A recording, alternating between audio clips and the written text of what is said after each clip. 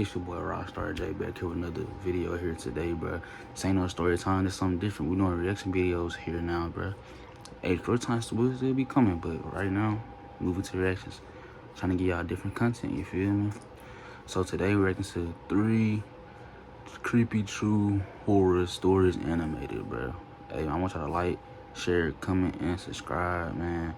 But also, bro, I want y'all to comment down below whatever you guys want me to react to, bro. You feel me? And you feel me? We finna get into this video here real quick, man. Alright, man, let's get it. I'm a young teenage girl, and this happened recently. I can still remember the image in my head, playing over and over again. I live in an apartment complex on the 3rd floor. I don't usually get visitors, and when I do, it's just my aunties and cousins coming over. On this particular day, I was lying on my bed, watching YouTube as usual. I don't have a phone anymore since it gave me a lot of trouble and then stopped working permanently. Anyway, after watching YouTube, I got up to greet my stepdad as he came home from work. After greeting him, I went back to my room where my brothers were on their bunk bed. I shared a room with them, so I never had privacy of my own. As I was looking around, my brother suddenly said he heard knocking on the door. It was dark out, and I didn't believe him at first. Since I hadn't heard it, I shrugged it off. But then, I heard the knock. My brother got up, but I told him to sit back down on the bed. I'm the oldest, and I didn't want my younger brothers opening doors for strangers. I walked up to the door. There was a chair right next to it. For some reason, I didn't want the person knocking to know anyone was home. So I didn't move the chair in front of the door to look through the peephole. Instead, I climbed onto the chair, leaning close, almost falling as I tilted my body to look. And that's when the fear hit me. I won't forget what I saw through the peephole. It was a masked man wearing a blue raincoat, almost like some kind of government worker. Looking like Michael Jackson. He was standing slightly. What did he say? But what terrified me most was the gun. He held it right up to the peephole, almost as if he wanted whoever was looking to see it. Heart racing, I slowly stepped down from the chair. I slipped off my slides so they wouldn't make a sound. I turned to my brothers and gestured with my hand, shaping a gun, warning them to be silent. I quickly shut off all the lights and ran into my stepdad's room to tell him what I had just seen. What made it worse was that right before the man came, the electricity went out, and the internet too. That made it feel even scarier. My brothers ended up coming into my stepdad's room as well. We used the flashlight on his phone, since the ceiling light in his room didn't work. The knocking continued. My stepdad wanted to check the peephole himself, but I wouldn't let him. I was too scared that even the slightest sound would give us away. We stayed in the room for over an hour. Eventually, it seemed like the man had left, because we heard a little boy and his parents walking into their apartment on our floor. We could also hear kids playing downstairs on the 1st floor. That was when I finally called my mom and asked if we could go to my aunt's house. Without telling her what had happened, we left in a hurry. I never saw that man again, but the thought still terrifies me. What if I had let my brother open the door? That boy would have been gone. I ain't gonna lie to you. And we gotta add. Car wrecks can be scary. It feels like the world's crashing down all around you.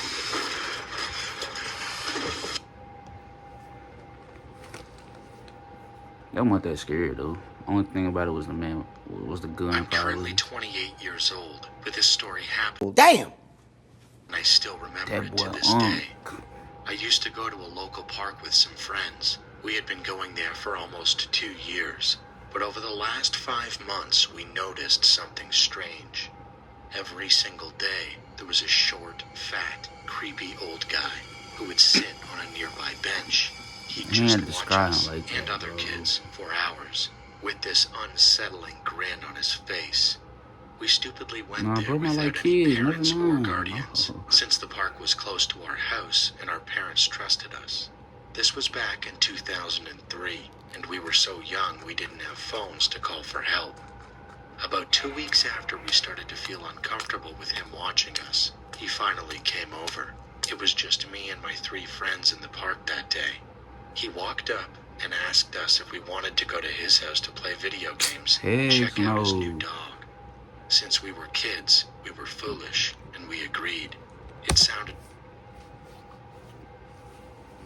Bro, you're stupid. I ain't gonna lie. This dude's stupid. There's no... Bro, I don't even care. He's 7, bro. He can make some of this, bro.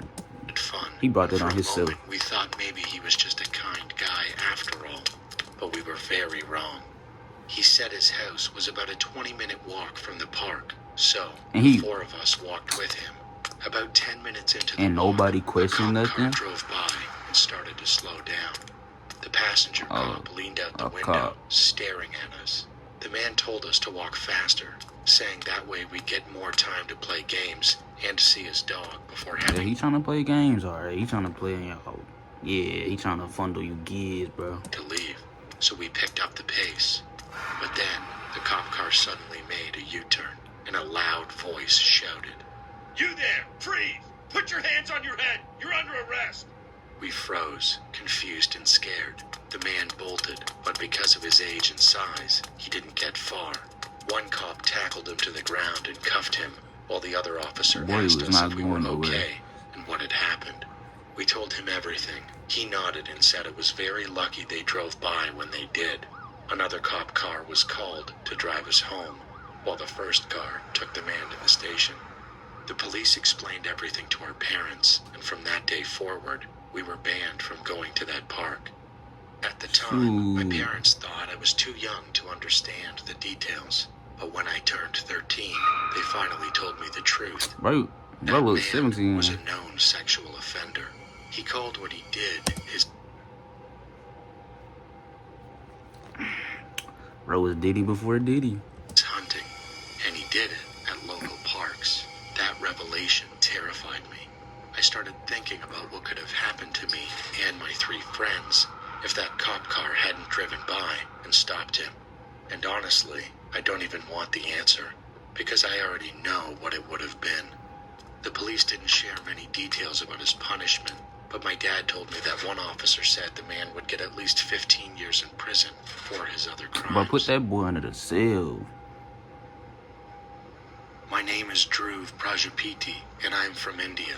I'll tell you about an experience I had on Dumas Beach that still chills me to the bone.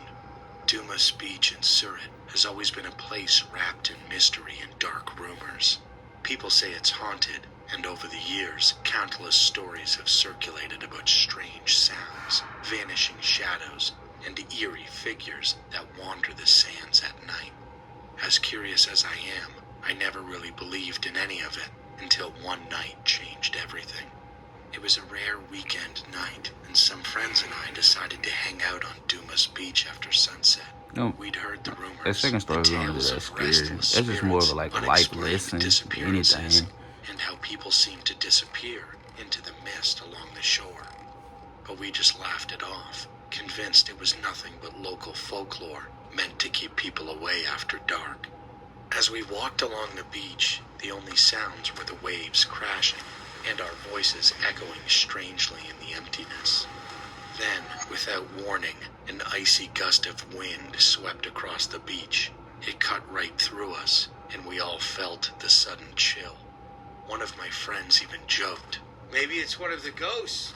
But the laughter faded when we heard it, a whisper, faint and breathless, like someone was speaking just behind us. We stopped, our senses on high alert, and looked around. There was no one. The beach was empty. I brushed it off, figuring it was just the wind, but something felt wrong. I remember hearing that the beach was once a Hindu burial ground, and that maybe, just maybe, the souls of those buried here hadn't yet found peace. As we walked further, my flashlight started flickering, and a thick, eerie mist began to roll in. It was denser than anything I'd ever seen. Just then, one of my friends gasped and pointed at the ground. There, right in front of us, were footprints, appearing in the sand as though someone invisible was walking straight toward us. Our nerves got the better of us, and one of my friends whispered, "Let's get out of here." I didn't need to be told twice, but something, maybe my curiosity or something else, held me back for just a moment longer. I looked down at the footprints moving closer, step by step, almost as if they had intent. And then, for just a brief second, I saw it, a shadow-like figure, its hollow eyes staring directly at me. The look in its eyes wasn't anger, it was something else, a mix of sorrow and warning. Heart racing, I stumbled back, and my friends and I broke into a run. As we sprinted back, I could hear faint whispers following us, growing louder, and footsteps closing in behind us. When we finally reached the entrance to the beach, where the glow of the streetlights met us, we dared to turn around. The mist had already thinned, and the beach looked silent, almost peaceful, as if nothing had ever happened. To this day, I have never gone back. Hey man, that's the video. Hey, I want you to like, comment, share, and subscribe, man. Rockstar J out. Let's go, Molly.